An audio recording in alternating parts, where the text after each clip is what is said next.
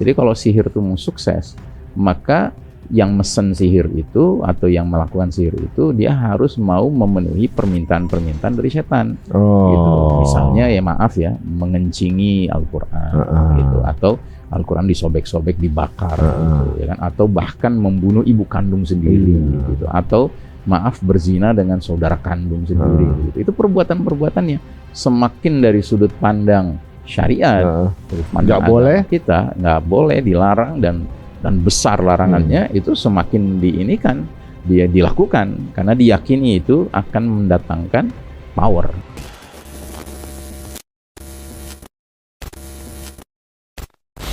Pembahasan akhir zaman selalu disambung-sambungkan dengan teori konspirasi atau cocokologi. Tapi belakangan, semua yang sudah dibicarakan di tahun-tahun sebelumnya seolah mulai terbukti satu persatu. Jadi bukan lagi sebuah teori konspirasi, tapi sebuah fakta. Apakah kita mampu menerima fakta ini atau tetap menyangka apa sesuatu yang sudah fakta itu hanya sebagai cocokologi? Dalam Quran tentunya juga dijelaskan apa yang sudah terjadi sebelumnya, sekarang, dan akan datang. Ketika yang sebelumnya dan sekarang itu terbukti, masa kita nggak percaya sama yang akan datang? Nah, Epstein Files salah satu yang membuat semua yang dianggap teori konspirasi ternyata benar-benar dilakukan oleh beberapa kelompok manusia. Kali ini kita akan ngobrol dengan guru kita, Ustadz Ihsan Tanjung, membahas masalah ini dan apa korelasinya dengan tanda-tanda berakhirnya Mulkan Jabarian ini. Assalamualaikum warahmatullahi wabarakatuh. Waalaikumsalam warahmatullahi wabarakatuh. Sehat, Ustadz? Alhamdulillah. Mas Ari sehat? Alhamdulillah. Ustadz, pasti Ustadz juga memantau ya sesuatu yang sekarang ini ya cukup viral dan seperti membuka mata gitu banyak manusia di dunia ini bahwa ada tuh yang namanya penyembahan berhala, paganisme itu ada, pengorbanan manusia itu ada. Kemudian apa namanya, PDF files itu ada, maksudnya ya dengan anak-anak gitu loh, penyimpangan dengan anak-anak ada, terus pengambilan darah bayi yang diperjualbelikan untuk para apa namanya, pemimpin-pemimpin dunia untuk mengkonsumsi androkom itu ada juga. Dan restoran cepat saji yang ternyata menjual daging manusia juga ada. Ini kan sebuah tanda-tanda yang kayaknya mustahil kalau di zaman logika, zaman seperti sekarang masih ada orang ngelakuin itu. Ternyata kita yang salah gitu. Kalau antum gimana? Ya, bismillah, alhamdulillah, wassalatu wassalamu ala Muhammad ibn Abdullah wa ala alihi wa sahbihi wa ala. Begini, memang ketika The Epstein Files ini dipublish, diekspos ya. Udah gitu yang mengekspos itu kan institusi formal, institusi resmi, DOJ, Department of Justice of the United States Government, kan begitu. Departemen kehakimannya pemerintah Amerika Serikat. Berarti ini resmi kan? Jadi artinya tidak mungkin mereka karena ini resmi lalu dia merupakan hoax, tidak mungkin. Justru ini bertolak dari fakta-fakta kan gitu. Saya begitu mendengar ini diekspos, justru saya termasuk orang yang bersyukur. Saya bersyukur. Bersyukur karena dengan ini tentu diharapkan mata dunia menjadi terbuka untuk menyadari betapa kita memang sedang menjalani the darkest chapter of the Islamic history. Ini era paling kelam dalam sejarah umat Islam. Karena yang terlibat di dalam files ini justru adalah pemimpin dunia kan. Dan itu berarti mereka lah yang menjadi katakanlah penentu perjalanan dunia ini. Nah, kalau penentu perjalanan dunia ini seperti itu, ya kan, mau kemana dunia ini kan gitu, ya kan? Nah, jadi dengan begini kita sebagai dai semestinya langsung bisa menjadikan ini bahan untuk menerangkan kepada umat manusia secara umum, apalagi umat Islam secara khusus, bahwa memang kita tidak sedang hidup di zaman yang fine-fine saja. Ini bukan zaman yang kita boleh menganggap bahwa ya kita santailah gitu, ya kita biasa-biasa aja begitu, ya kan. Nah, apalagi ketika kemudian kita mempelajari bahwa di balik maksud ini diekspos, itu justru adalah arogansi. Ini bertolak dari arogansi. Jadi dari pihak yang justru di belakang layarnya itu kayak semacam ingin mengatakan, ya memang begitu. Terus lu mau apa? Nah, gitu. Lu juga nggak bisa ngapa-ngapain. Nah, lu juga nggak bisa ngapain. Gitu. Lu mau apa? Nah, gitu. Ibaratnya begitu kan. Jadi ibaratnya dengan diungkapnya berbagai kemusyrikan, berbagai fahisya, kekejian, berbagai mungkarot, ya kan? Itu mereka ingin mengatakan bahwa ya memang kita yang mengendalikan dunia ini. Dan kita mengendalikan dengan cara-cara seperti ini. Makanya ada istilah di kalangan mereka yang paham, ya kan? Exposure ini disebut sebagai the revelation of the method, ya kan? Wahyu mengenai metode, gitu. Ini wahyu, ini kayak titisan dari langit gitu, turun ke bumi kepada masyarakat awam, masyarakat dunia, ya kan? Dan wahyu ini mengungkap metode yang mereka gunakan untuk hegemonik, menguasai dunia itu seperti apa, gitu. Nah, terus ya mereka seperti ingin bertanya, terus mau apa? We are invincible. Kita ini nggak bisa diapa-apain. Kita ini untouchable. Kita ini benar-benar dikdaya, begitu. Jadi dengan kata lain, ungkapan yang mereka ingin sampaikan adalah walaupun bahasanya berbeda, tapi intinya sama dengan ucapan Firaun. Firaun kan ujung-ujungnya mengatakan, Ana rabbukumul a'la, aku ini Rabb kalian yang maha tinggi, gitu. Dan nggak lama setelah diucapkan itu, justru dia tenggelam ke dalam Laut Merah. Nah, makanya kita boleh bersangka baik kepada Allah. Justru exposure ini justru menandakan, ya kan, their expired date is getting closer. Gitu, ya kan, masa penguasaan mereka, masa hegemoni mereka ini sudah mendekati ujung, sudah mendekati berakhir, gitu. Nah, cuma kita harus educate masyarakat. Di balik ini sebenarnya apa, begitu. Kalau saya sendiri melihat, seandainya kita mau sederhanakan files ini yang jumlahnya 3,5 juta halaman ini, dan ini baru sebagian kan total katanya 6 juta. Jadi masih ada 2,5 juta yang belum disclosure, yang belum diungkap, begitu. Nah, yang 3,5 juta ini plus 2.000-an video, 180 ribuan images atau foto-foto, gitu ya. Ini kalau boleh disederhanakan, intinya 3. Intinya mengungkap tentang human trafficking, jual beli manusia, yang terus kaitannya juga dengan sexual harassment segala macam, baik itu yang normal laki perempuan maupun kepada anak kecil, ya kan, maupun yang sejenis kelamin dan lain sebagainya, ya kan. Itu yang pertama. Yang kedua, ternyata ada yang namanya sacrifice, human sacrifice kepada Tuhan mereka atau yang mereka yakini patut disembah, yang sekaligus nanti dari sacrifice itu dijadikan santapan, baik dagingnya dijadikan santapan makanan maupun darahnya dijadikan minuman, dan itu diyakini sebagai anti-aging serum, serum anti penuaan, begitu. Sama yang ketiga, satanic ritual, itu peribadatan kepada setan, ya, apapun namanya, mau Baal kayak, mau siapa kayak, tapi yang pasti bukan Allah Subhanahu Wa Taala yang mereka sembah. Nah, jadi dari 3 hal ini masing-masing punya maksud. Ya. Jadi kalau human trafficking itu kaitannya kemudian para elit, ya, termasuk pemimpin dunia, negara-negara penting, negara-negara besar, termasuk para selebriti, para orang-orang berpengaruh lah, gitu, prominent and influential figures, gitu kan, itu disajikan, lalu mereka direkam, divideokan, ya kan, difoto, ya kan, lalu itu dijadikan alat blackmail, ya kan, blackmail itu penyanderaan atau pemerasan, ya kan, supaya mau nurut kepada yang bikin skenario, begitu. Ya, sebut sajalah dalam hal ini si culpritnya si J ini kan, Jeprot ini. Dia pelaksana lapangan lah. Ya, tapi itu kan sekedar operational aja kan. Tapi kan pasti di belakang layarnya ada yang ini skenarionya gitu, sutradaranya, begitu. Nah, jadi itu fungsi blackmailing, kan. Sementara kanibalisme itu fungsinya adalah seeking power, mencari kekuatan by obeying the Satan, ya kan, dengan mematuhi setan. Karena memang dalam teorinya, kalau dalam dunia sihir itu kan, kalau ingin sukses sihirnya, maka si yang pesan sihir ini harus melakukan perbuatan-perbuatan yang menimbulkan kemurkaan Rabbul Alamin, Allah Subhanahu wa taala.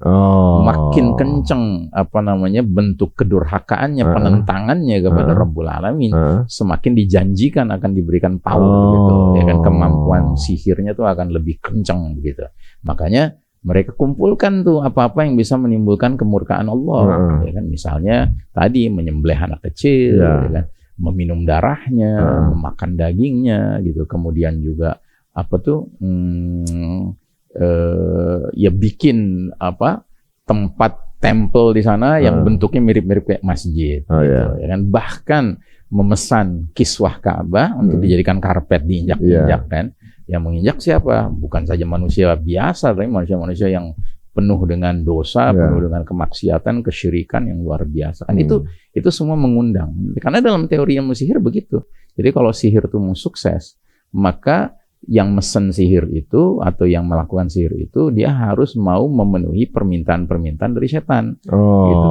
Misalnya ya maaf ya, mengencingi Al-Qur'an gitu, atau Al-Quran disobek-sobek, dibakar gitu, ya kan? Atau bahkan membunuh ibu kandung sendiri gitu, atau maaf berzina dengan saudara kandung sendiri gitu. Itu perbuatan-perbuatannya semakin dari sudut pandang syariat, sudut pandang agama kita nggak boleh, dilarang dan besar larangannya, itu semakin dia dilakukan karena diyakini itu akan mendatangkan power gitu kan, dari setan gitu. Ini perjanjian dengan setan jadinya. Ya, betul ini perjanjian dengan setan.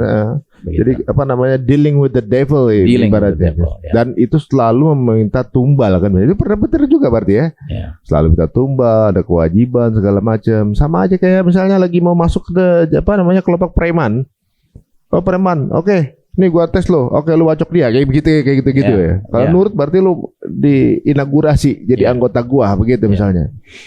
Tapi menarik di sini, Ustaz. Semua kejadian yang beruntut sepertinya terbuka kan. Ini fakta-fakta fitnah ini dijalankan soal mereka udah begitu lama, kemudian ternyata kemampuan mereka juga nggak sehebat itu gitu. Kemudian secara finansial mereka juga ternyata selama ini menipu secara ekonomi, dan mereka juga ternyata juga kekurangan ekonomi juga. Itu semua terbuka sejak Tufanul Aqsa kan. Ini sebuah ada runtutan, ada hubungannya nggak sih? Ini benar. Ya, jadi begini, saya jadi tertarik ada ungkapan dari beberapa ulama Arab kan, yang khalaf itu artinya yang kontemporer, bukan yang salaf. Kalau yang salaf yang dulu gitu, ratusan tahun, ribuan tahun yang lalu. Ini ulama-ulama belakangan, ulama Arab itu mereka punya ungkapan nahnu fi akhir zamanil istid'af. Kita ini sekarang berada di penghujung era keterpurukan umat Islam ini, ya kan?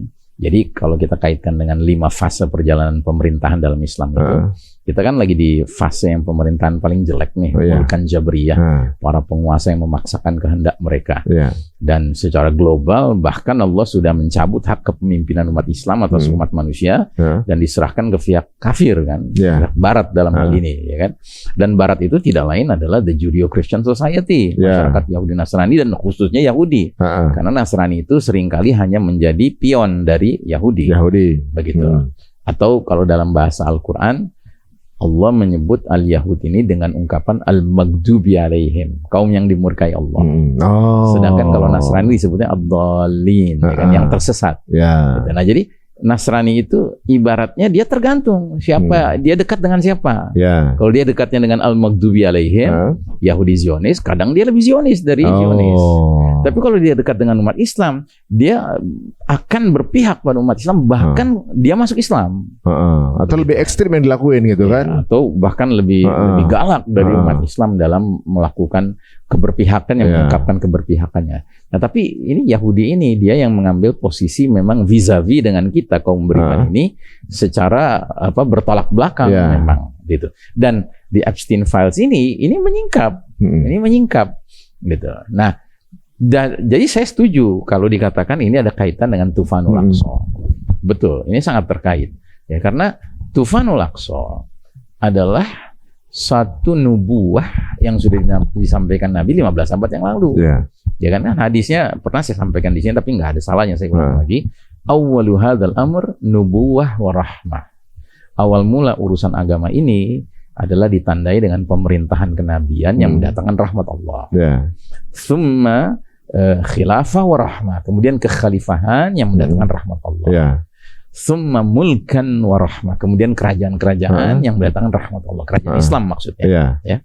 Tsumma yatakadamuna kama takadumal hamir, kemudian datang periode fase di mana manusia memperebutkan kepemimpinan kekuasaan laksana keledai bertengkar.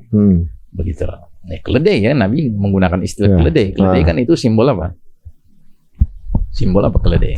Keledai itu kayak budak gitu atau gimana? Enggak, keledai pekerja. Itu simbol kebodohan, kedunguan, gitu. Jadi Nabi bilang sesudah era kerajaan-kerajaan Islam itu, ya kan, yang datang rahmat, masih datang rahmat itu, sekalipun bukan khilafah tapi kerajaan, tapi dia masih rahmah karena di hadis lain kan disebut dengan ungkapan mulkan adon, kerajaan-kerajaan yang menggigit kitabullah wa sunnah. Gitu. Nah, selanjutnya kata Nabi, muncul era manusia memperebutkan kepemimpinan kekuasaan laksana keledai bertengkar.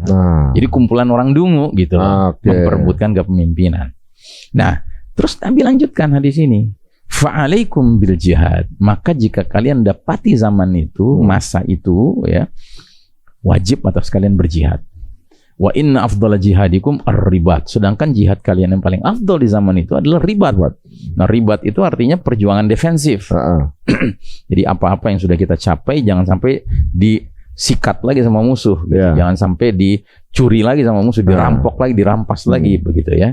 Wa inna afdhala ribatikum, sedangkan ribat kalian di masa itu yang paling afdal Asqalan, berlangsung di Asqalan. Nah, Asqalan di mana? Asqalan ini sebuah kota di Palestina yang memang secara geografis zaman sekarang lokasinya itu di luar Gaza, 13,5 kilo di utara Gaza, ya kan? Tapi masalahnya di zaman dulu, ya, Asqalan itu dikenal sebagai ibu kota dari wilayah yang provinsinya mencakup seluruh Gaza. Makanya Imam Syafi'i yang lahirnya di Gaza itu kalau ketemu sama orang yang dari luar Gaza ditanya kamu orang mana, dia jawabnya saya orang Asqalan. Gitu malah. Iya, karena ibaratnya kayak Mas Untung, Mas Ari ya kan datang dari Tasik atau dari Garut. Kalau ditanya orang dari luar Jawa Barat, orang mana? Orang Bandung, ya kan? Itu biasa itu. Ya kayak dua negara berseteru. Amerika dengan Rusia bersih tegang. Itu biasa disebut Washington dengan Moskow sedang bersih tegang. Kan Nah, jadi hadis ini hadis yang jelas-jelas Nabi 15 abad yang lalu sudah peringatkan. Kalau kalian sudah tidak lagi hidup di bawah naungan pemerintahan kenabian, naungan pemerintahan khilafah, naungan kerajaan-kerajaan Islam, kalian tuh akan menghadapi zaman di mana yang mimpin tuh menjadi pemimpin akibat dia bertarung memperebutkannya kayak keledai bertengkar, gitu. Ya kan? Nah, itu zaman kita sekarang. Gitu. Yang berarti apa? Mestinya kita semua punya fokus kepada urusan Gaza ini. Gitu. Karena itulah ribat yang terbaik yang sedang terjadi sekarang ini. Dan memang betul, ketika dunia mengalami perhatiannya itu tertarik kepada apa yang terjadi selama 2 tahun lebih ya, Tufanul Aqsa itu, ya kan banyak hal yang terjadi kan, termasuk shifting of opinions kan, gitu. Yang tadinya masyarakat Barat non-Muslim rata-rata semuanya tuh berpihak ke Israel dan menganggap Palestina itu representasi terorisme, begitu. Malah sebaliknya sekarang di mana-mana masyarakat dunia menganggap Israel itu teroris, ya, sementara yang namanya Palestina itu pihak yang pantas didukung, ya, karena apa? Karena mencerminkan nilai-nilai kemuliaan, nilai-nilai kesabaran, resistance, ya kan, resilience, ya, kemudian apa namanya, nilai-nilai selalu punya harapan, ya kan, bahkan sampai matinya aja maunya mati yang mulia, gitu. Ya, nah ini kan semua muqaddimah, gitu. Nah jadi ketika files ini tersingkap, apalagi kemudian si JE-nya ini, Jeffrey Epstein-nya ini ternyata disinyalir adalah agen dari dinas intelligence negara tersebut, ya, negara haram itu, ya kan, Israel, ya kan, maka dia dunia tentu tidak bisa tidak menyimpulkan dia ini on mission, dia on mission, begitu. Nah makanya dibalik semua yang terjadi ini, sebenarnya kita bisa menyimpulkan bahwa hakikat exposure of the Epstein files ini, pihak Zionis Yahudi itu sedang menyatakan, ya, we are the true and official representative of Satan. Kami inilah ya representasi, perwakilan resmi dan perwakilan yang sesungguhnya dari setan. Begitu. Mereka sedang menyatakan itu. Nah, karena mereka menyatakan itu, kita yang tentunya tidak mau ikut-ikutan dengan itu, kita pun tidak boleh ragu-ragu untuk menyatakan kami inilah representasi dari Hizbullah, partai Allah. Karena cuma ada 2 hizib kan dalam bahasa Al-Quran tuh, cuma ada 2 hizib, partai Allah atau partai setan. Jangan campur adukan dengan Hizbullah yang di Lebanon. Bisa salah persepsi sih Ustaz. Ya. Nah, jadi maksud saya begini, kan ketika Allah Ta'ala akhirnya memerintahkan ayah bunda kita meninggalkan jannah, surga, ya, itu kan bahasanya ihbita jami'an ba'dukum li ba'din adu. Ya, keluarlah kalian berdua ya dari jannah, sebagian kalian menjadi musuh bagi sebagian lainnya. Ini berdua ini bukan Adam dan Hawanya, bukan. Berdua ini kalau kata Ibnu Katsir itu pihak Adam dan Hawa satu pihak dan iblis satu pihak.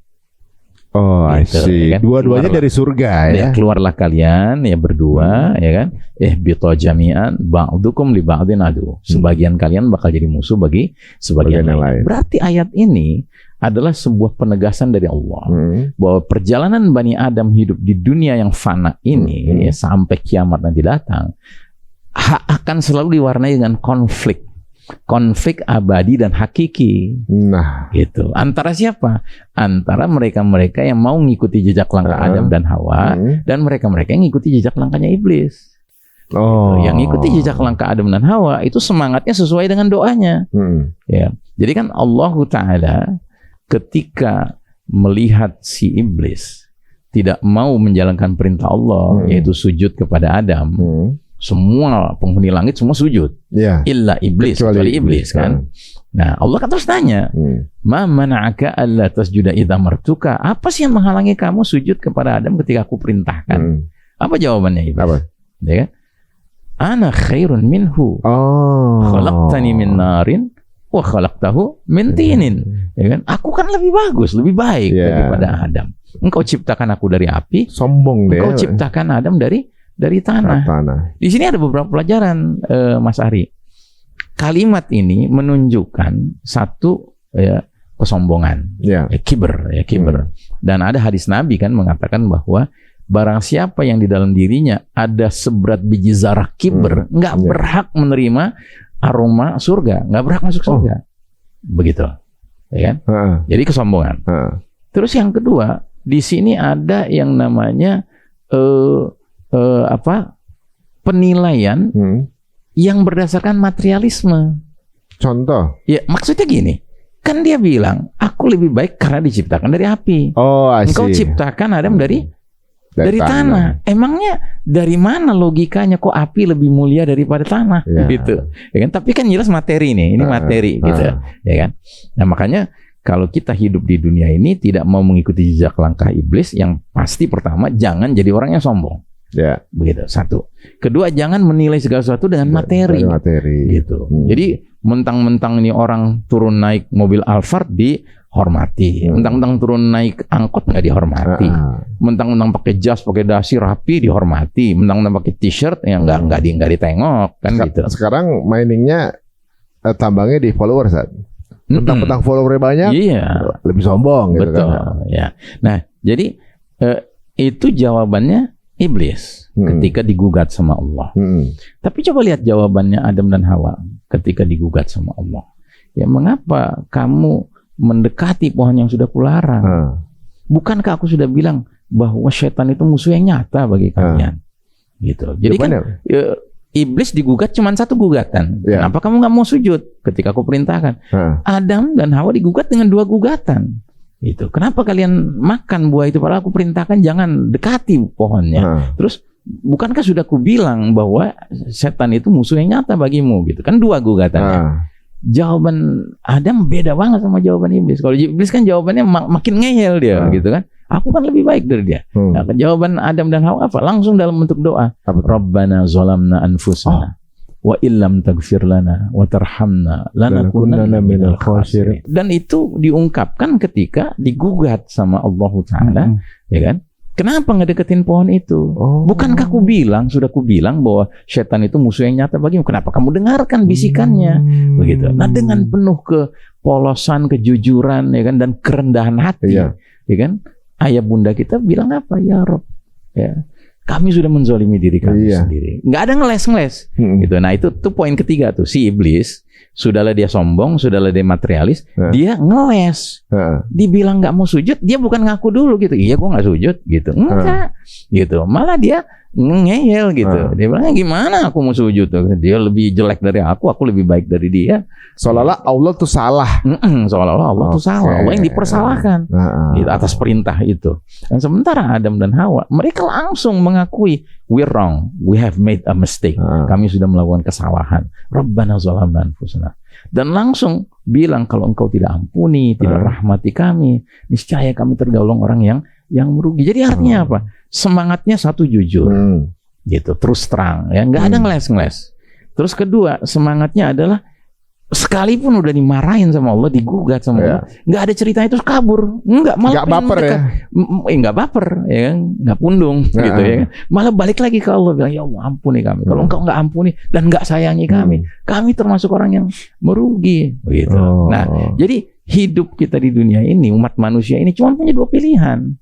Mau ngikutin jejak langkah ungkapan Rabbana zalamna anfusana itu, yang berarti ruhut taubah, spirit taubah kan, spirit kembali ke Allah. Ya kan, bahwa kita manusia pasti kadang-kadang nyerong dikit, ya itu mungkin. Tapi semangat kita adalah pengen kembali. Karena kita sadar, inna lillahi wa inna ilaihi raji'un. Dari Allah kita berasal, kita bakal kembali ke Allah. Ya. Atau kita pengen jadi orang yang udahlah melakukan banyak kesalahan gitu kan, tapi nyalain orang lain lagi, gitu, jangan nganggap orang lain yang rendah, gitu. Kita yang hebat, gitu, kayak iblis, gitu, dan materialis. Jadi ini pertarungan abadi. Menarik juga ya. Waktu itu kan juga kalau nggak salah Nabi Adam juga dirayu juga sama Hawa itu. Tapi ketika turun minta doanya sama Allah tuh, merasa diri bersalah, nggak bilang begini kan? Tuh, gara-gara lu tuh Hawa gitu. Suami gak pernah gitu kan? Iya. Udah diturunin ke bumi. Kamu sih ngerayu saya gitu. Berarti kita perlu meniru ya teman-teman. Nabi Adam tuh hukumannya dari surga ke bumi, gak pernah nyalain istrinya gitu. Ini keputusan bersama karena dia pemimpinnya. Menarik banget ya. Di sini juga kalau kita lihat ini berarti pertarungan abadi ya. Jadi kalau misalnya saya pernah dengar, ini nggak tahu nyambung atau nggak saya. Ada garis keturunan dari Namrud ke Firaun, entah bagaimana waktu itu. Dari Namrud itu ternyata urut-urut nyampe ke Firaun. Bahkan nyampe ke kerajaan-kerajaan sekarang. Lah kalau itu memang iya, karena kan istrinya Cleopatra ke Eropa. Ketika di Eropa itu kan jadi kerajaan-kerajaan di Eropa yang awal-awalnya Zionis kan dari mereka. Jadi kalau kita ujung-ujungin, berarti keturunannya yang zalim berhadapan dengan umatnya para nabi. Kalau memang iya urutannya ternyata nyambung gitu ya. Saya dengar dari satu kajian bahwa Firaun dengan Namrud itu ditarik ketemu bahwa mereka pernah satu garis gitu. Kalau memang iya, berarti itu adalah sebuah permusuhan abadi antara manusia dengan anak buahnya Iblis. Iya. Berarti benar begitu, Ustaz? Iya. Jadi dan karena itulah Allah kemudian menyebutkan hanya ada dua hizib. Hizbullah, partai Allah, atau hizbus syaitan, partai syaitan.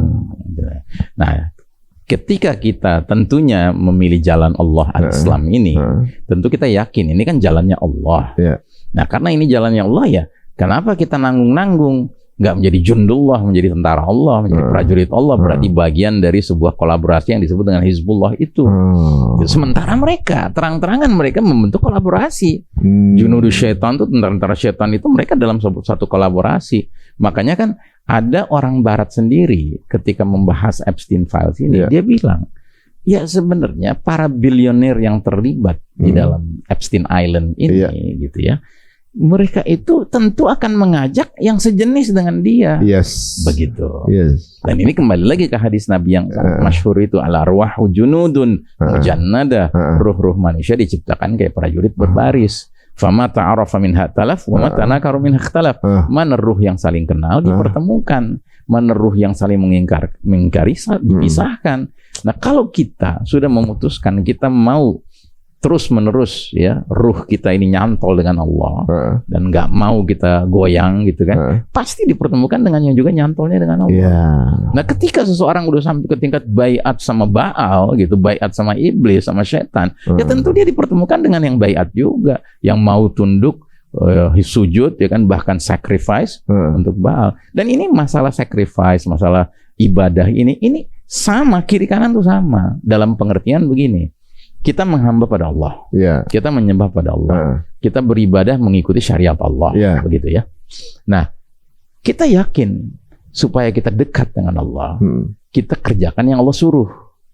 Nah, Allah mungkin nggak menyuruh kita yang buruk-buruk, mungkin nggak mungkin. Pasti Allah nyuruh kita amal soleh atau amal ibadah kan gitu. Nggak ada tuh motong-motong bayi, ambil darahnya gitu, nggak mungkin kalau. Begini sebentar dulu sebelum sampai ke sana. Yang pasti semua yang diperintahkan Allah kan pasti amal soleh dan amal ibadah, ya kan. Nah, ada yang namanya kita juga melakukan taqarrub ilallah, mendekatkan diri pada Allah dengan cara kita berkurban. Tapi yang kita kurbankan yang diperintahkan Allah. Apa itu? Sapi, kambing, ya kan. Memang diperintahkan Allah dan dicontohkan para nabi-nabi, begitu. Nah, kita yakin bahwa persembahan kita itu mendekatkan kita kepada Allah, itu meningkatkan ketakwaan kita. Nah, begitu juga dengan mereka. Mereka beribadah kepada Baal, kepada iblis, kepada Lucifer atau apapun namanya gitu ya. Terus diperintahkan sama mereka untuk melakukan sesuatu. Ya kan? Nah, yang diperintahkan nggak mungkin amal soleh, nggak mungkin amal ibadah, tapi amal sayyi, amal buruk. Itu amal yang menimbulkan kemurkaan dari Allah.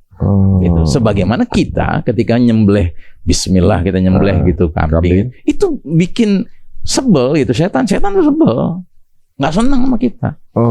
Ketika kita menikah, akad nikah, qabil tuh nikah ya kan sesuai dengan syariat, itu setan tuh sebel.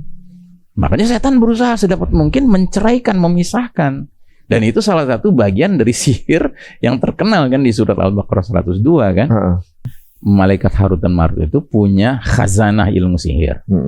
Tapi mereka selalu memperingatkan siapapun yang mau belajar sihir, ya, agar kalian tuh kalau mau belajar sihir, ya, kalian harus siap-siap jadi kufur. Fala takfur, gitu. Jangan kalian kufur. Tapi kalau dia tetap mau belajar, ya jadi kufur nantinya. Gitu. Dan salah satu ilmu yang sangat menonjol dalam ilmu sihir itu adalah yufarriquna bainal mar'i wa zawjih, memisahkan seorang laki-laki dengan istrinya. Begitu. Dan bahkan kan ada hadis iblis sebagai panglimanya setan itu melakukan ronda gitu, ngecek anak buahnya gitu, apa aja yang dia kerjakan. Nah, dia tanya kepada yang satu, dia bilang saya tadi begini. Oke, bagus, terusin kerja kamu.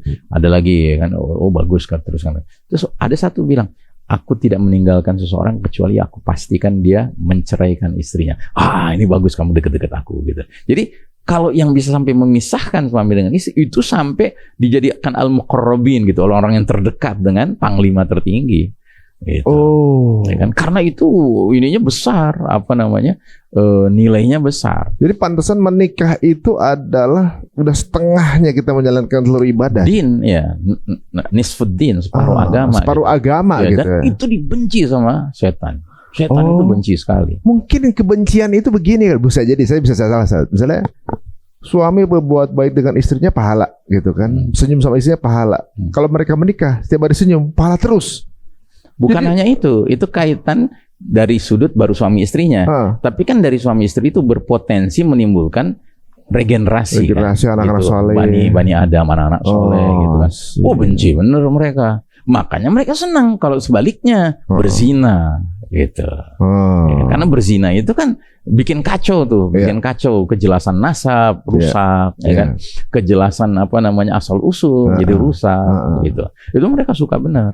Nah, salah satu yang menjadi campaign dari mereka ini kan, mereka menaikkan value-value sebagai bisnis juga itu zina, pornografi, obat-obatan terlarang. riba, segala macam itu, Hammer semua, narkoba gitu. Biar kemudian ujungnya zina. Karena mereka butuh kuota banyak anak-anak di luar nikah yang nggak diambil orang tuanya untuk jadikan sacrifice. Ya. Jadi dia butuh kuota itu, jadikanlah gaya hidup zina ini adalah hal yang biasa. Jadi anak nggak kepake anaknya, jadi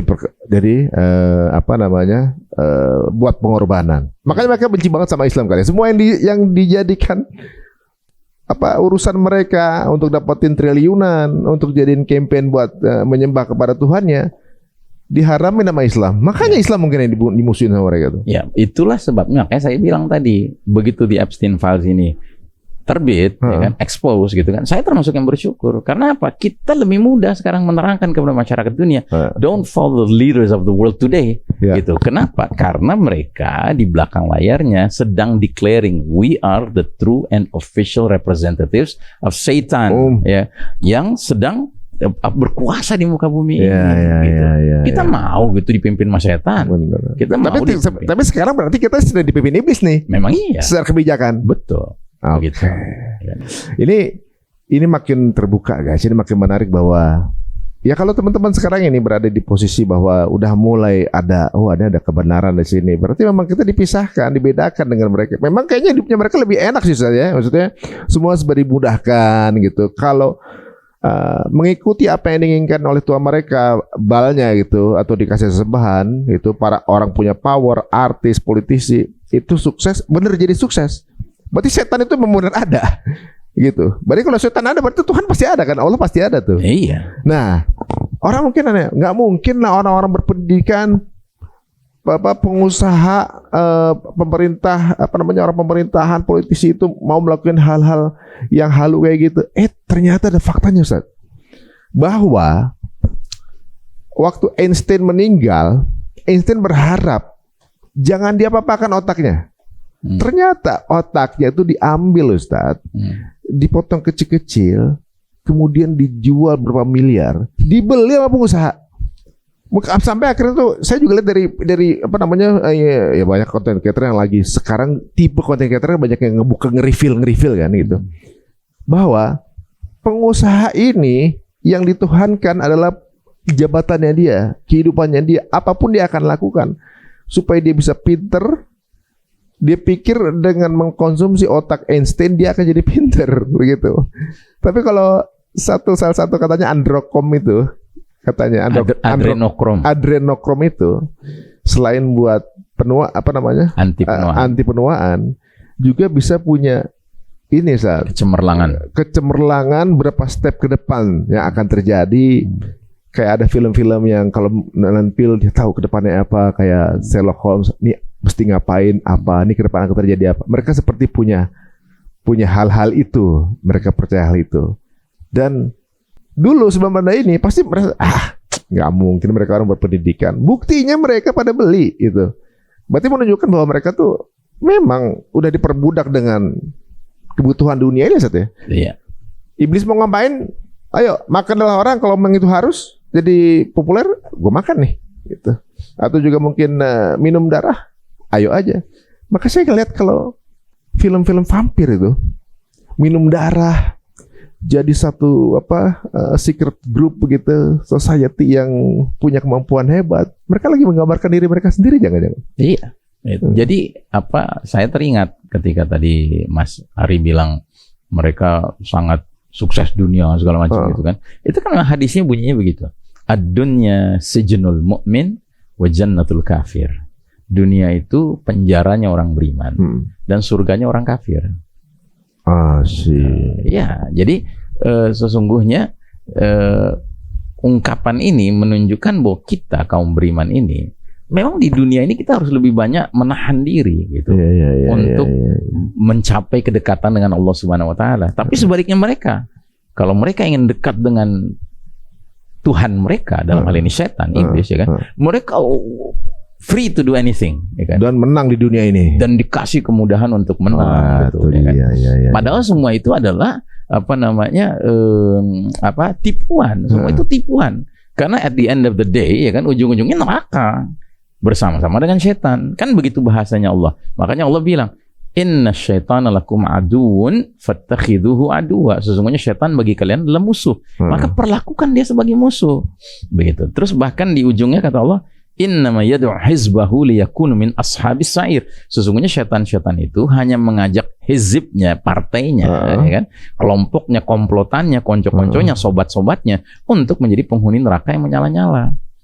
Gitu. Yang mereka sembah tuh, kalau misalnya pun yang disembah itu benar-benar wujud dalam arti jin gitu ya. Kalau batu, kalau berhala sih udah jelas sih nggak punya apa-apa gitu kan. Tapi yang mereka sembah yang memang hidup dalam hal ini jin gitu, setan dari kalangan jin gitu kan. Itu mereka udah tahu mereka tuh nantinya di akhirat masuk neraka gitu. Maka mereka ingin perbanyak yang bersama dia. Dia tuh sebenarnya cuma banyak-banyakin kuota orang aja nih. Banyak-banyakin followers gitu, banyak-banyakin pengikut supaya dia nanti rame di sana. Gitu. Tapi nanti udah di sana sampai diabadikan dalam Al-Qur'an kan, surat Ibrahim ayat 22 itu, ya kan, ketika semua urusan di akhirat sudah selesai, yang masuk surga sudah masuk surga semua, yang masuk neraka sudah masuk neraka semua, di neraka nanti muncullah si panglima setan ini, si iblis ini khotbah. Khotbah dia akan mengatakan, ya sesungguhnya ya Allah telah menjanjikan kepada kalian sebuah janji dan Allah penuhi janjinya. Dan aku pun sudah berjanji pada kalian, tetapi aku ingkari janjiku. Jadi di situ dia ngomong tuh, ya kan, waktu di dunia mah dia ini banget gitu. Ya kan, saya ini penasehat, dengerin saya, ikuti apa maunya saya gitu kan. Nah, tapi nanti di sana dia bilang terus terang, Allah telah menjanjikan kepada kalian janji yang benar. Aku pun menjanjikan, tapi aku mendustakannya, aku mengingkarinya, gitu. Dan sesungguhnya aku tidak punya kuasa atas kalian. Gitu. Jadi artinya dia nanti ngaku bahwa waktu di dunia dia nggak punya kuasa atas kita kecuali aku mengajak kalian ngikut, gitu. Aku ngajak kalian ngikut. Jadi ngikut dengan sukarela. Ikut dengan sukarela. Berarti sebenarnya setan itu adalah cuma advisor sebenarnya. Advisor atau lebih bahasa lebih mudah dipahaminya dai. Gitu. Jadi dakwah itu cuma ada dua. Ada duat, ada dai ilallah, ngajak ke Allah. Ada duat ila abwabi jahannam, ada dai ngajak ke pintu-pintu neraka. Gitu. Oh, saya juga pernah lihat sebuah konten yang menarik juga, nyambung nih sama Ustaz. Bahwa sebenarnya setan itu ternyata tidak minta power sama Allah, tapi mintanya cuma waktu. Iya. Ya. Jadi segala macam, seolah-olah setan punya kemampuan ini, bikin ini apa namanya, bikin serem segala. Itu tidak punya ya. Itu cuma kata-kata advice dia yang dipercaya manusia gitu. Ya. Makanya Nabi sampai bilang, inna ba'dul bayani la sihr. Sesungguhnya sebahagian dari ucapan, ya kan, keterangan-keterangan, informasi-informasi itu adalah sihir. Nabi bilang begitu. Ya, jadi hati-hati dengan ucapan, hati-hati dengan iklan-iklan, ya kan, redaksi-redaksi, narasi-narasi, hati-hati, karena itu seringkali justru merupakan sihir. Gitu. Kita atau gimana? Narasi kita atau narasi orang? Pihak Hizbus Syaitan. Oke. Itu narasi-narasi mereka itu seringkali itu hanya merupakan sihir saja. Wah, ini menarik. Saya pernah diskusi juga dengan seorang ahli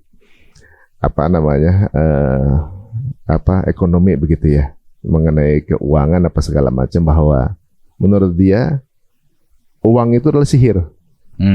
Karena semua orang sepertinya tersihir untuk patuh dengan jenis uang yang sediakan oleh mereka gitu. Seperti halnya melihat tongkat itu seperti ular gitu.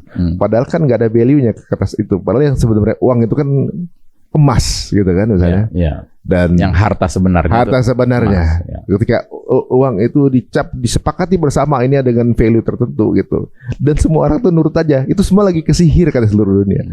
Itu seperti itu dia. Advice itu didengar, kemudian disepakati bersama, yang menjadikan bahwa orang-orang itu tersihir sampai kita akan nurut, oke deh, tukernya pakai itu. Padahal kalau misalnya itu secara fisik nggak punya value. Kalau zaman Nabi kan uang itu emas, kalaupun ditukar, itu dia mau lelehkan atau di negara manapun mau dipakai itu masih dengan value yang sama begitu. Ya, karena ada intrinsic value-nya. Kan? Nah, itu dia. Wah, kita udah kesihir banyak nih guys. Jadi setiap statement perkataan, kebijakan itu ada nuansa sihirnya. Ada nuansa sihirnya. Dan makanya kembali lagi kepada masalah files ini ya. Kita jangan lihat filesnya itu hanya terjebak pada contoh-contohnya. Tapi kita harus menangkap behind the files itu apa. Nah, kalau saya memandang behind the files itu adalah deklarasi. Mereka sedang declare, ya kan, bahwa kami ini digdaya, we are invincible, ya kan, and we are controlling the world. Sekalian jadi maksudnya? Iya, jadi bocor udah sekalian aja declare gitu. Bukan sekalian, memang ini desain. Ini desain. Oh, I see, benar. This is a design. Makanya sampai ada yang bilang, kenapa mesti sekarang? Karena mereka sangat pede. Mereka sangat pede bahwa mereka sedang di atas nih, gitu, sedang di atas. Oh, karena ngeluarin DOJ juga ya? Ini DOJ yang atas, bagian dari atas instruksi dari DT juga. Negara haram tadi, bahkan Zionism internasional ini. Gitu. Mereka yang mengarahkan karena mereka pikir ini mereka sudah benar-benar di atas angin gitu. Tapi menarik ya, Sat. Ini kan ada 3 juta yang di reveal. Total 6 juta. 3 juta yang di reveal. 3,5. Ya baru kebaca paling 1 jutaan nih, karena ngutu ini banyak banget itu kan. Semua percakapannya kan nggak pakai ini tapi pakai email kan, ya nggak kedetek gitu kan. Ternyata kebocor. Percakapan yang simple pun akhirnya masuk juga. Tapi ketika dirilis yang 3,5 juta pun, itu pun udah disensor. Ya. Pelaku utamanya tetap hidden. Ya. Tapi di sini benar juga kalau antum bilang bahwa ini sebuah desain, mereka lagi menunjukin gua tuh yang ngatur political dunia tuh kita gitu, mau gitu kan. Gue yang ngatur para politisi dunia tuh kita. Tapi pengaturnya siapa tetap disembunyiin. Oh. Dan sekarang yang lebih lebih menarik adalah si pimpinan DOJ, Department of Justice ini. Pambondi. Iya, itu siapa namanya? Pambondi. Ya, Pambondi itu. Dia kan sedang dituntut oleh masyarakat. Untuk melakukan investigasi, untuk menangkap mereka pelaku-pelakunya, gitu kan. Dan dia dengan tenang saja bilang apa? Nggak ada bukti yang cukup untuk melakukan investigasi, gitu kan. Dengan ringannya dia bilang begitu. Bahkan dalam pertemuan dengan pihak kejaksaan, ya kan, yang menuntut untuk melakukan itu dihadirkan tuh victims yang masih hidup, gitu, victims yang masih hidup, dan justru victims ini di dalam file ini nama-namanya jelas lengkap gitu. Yang justru ditutup-tutupi kan yang nama-nama penentu kan, orang-orang penentu gitu. Dan pihak kejaksaan tuh menuntut, maukah Anda, siapa tadi namanya? Pambondi, ya kan, untuk minta maaf kepada para victims ini. Nggak mau dia.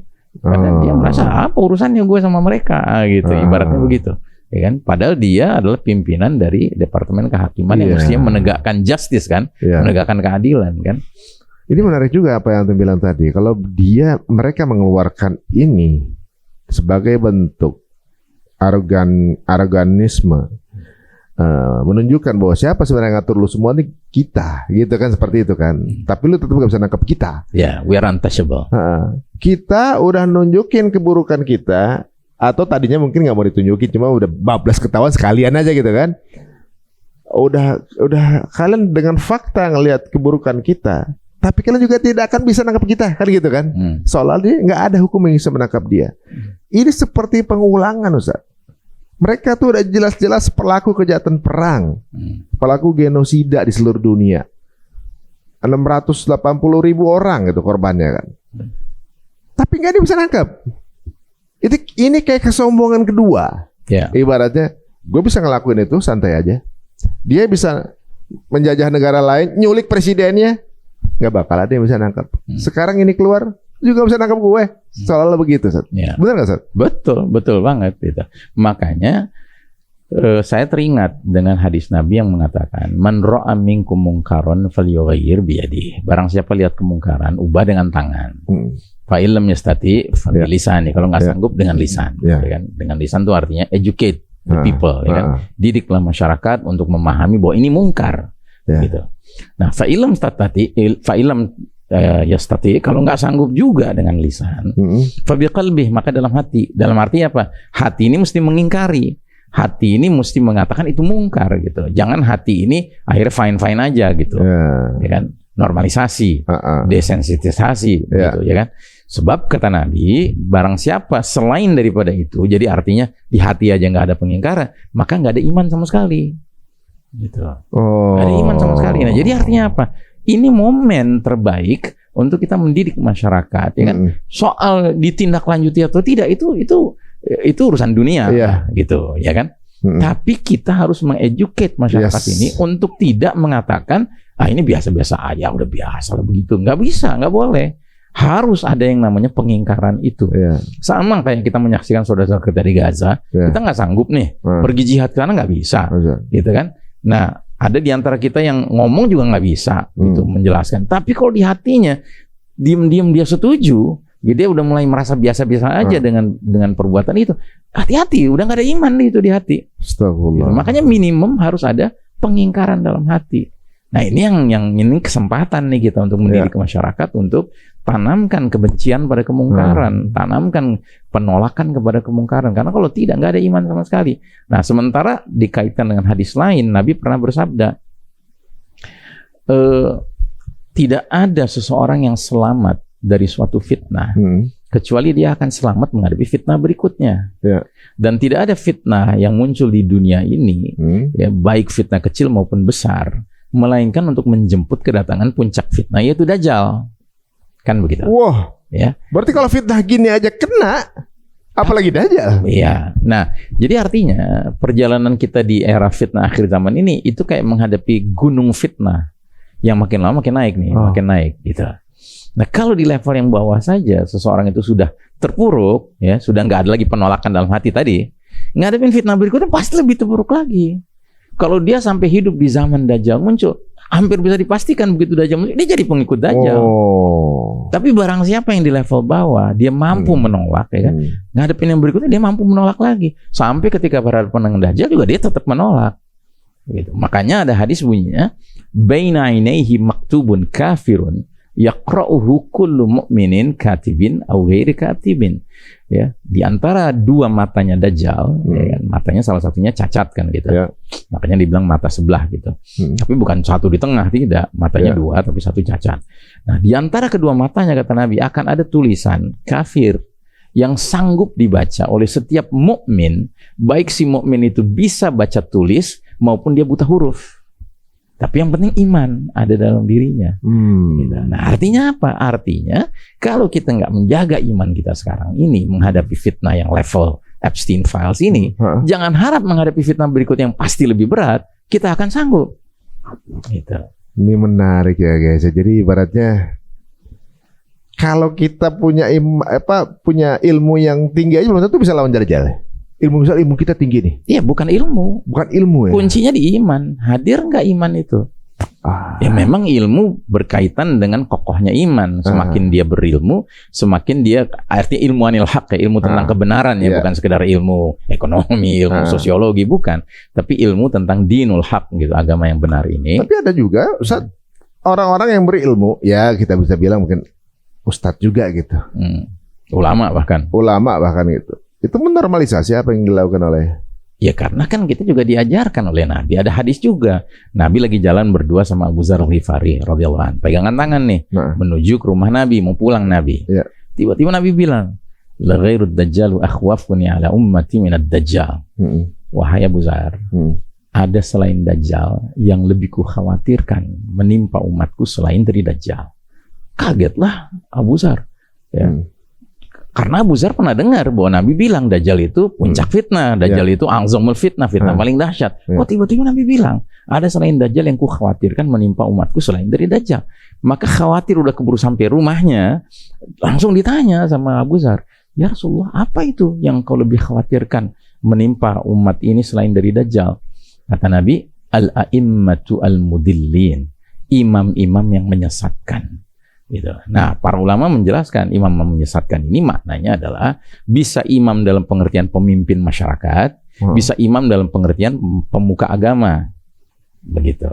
Ya kan? Jadi imam yang menyesatkan ini ya bisa pemimpin, leader, social leaders, ya kan? Bisa juga dalam pengertian religious leaders, itu ulama. Atau dalam bahasa surat Al-Ahzab itu kan penghuni neraka kan dibolak-balik mukanya di neraka tuh, ya mereka bilang Rabbana ya laitana ata'na Allah wa ata'na Rasul. Ya Allah, alangkah menyesalnya kami seandainya dulu kami di dunia taat pada Allah dan taat pada Rasul, kan gitu mereka bilang.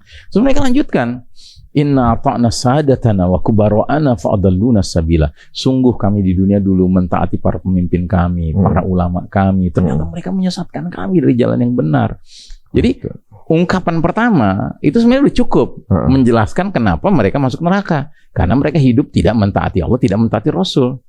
Tapi pertanyaan berikutnya, kenapa nggak taat pada Allah, nggak taat pada Rasul? Ternyata karena mereka taat pada pemimpin, taat pada ulama, yang mereka nggak seleksi pemimpin dan ulamanya. Masya Allah, naudzubillah min dzalik. Akhirnya di ayat ke-68 mereka bilang apa? Rabbana atihim dhi'faini minal adzab wal'anhum la'nan kabir. Ya Allah, timpakan pada mereka mantan pemimpin kami, mantan ulama kami, ya siksa 2 kali lipat dari yang kami terima, dan kutuklah mereka dengan kutukan yang besar. Astagfirullahaladzim. Mudah-mudahan kita nggak menjadi salah satu dari mereka ya. Nah, jadi itu artinya oke, ada juga orang-orang berilmu agama, tapi kok bisa error? Ya karena tadi ulama pun terbagi 2, ada ulama khair, ada ulama su. Ada ulama yang memang baik, antara ilmu dan amalnya itu sejalan. Ada ulama su, antara ilmu dengan amalnya berpisah, berseberangan.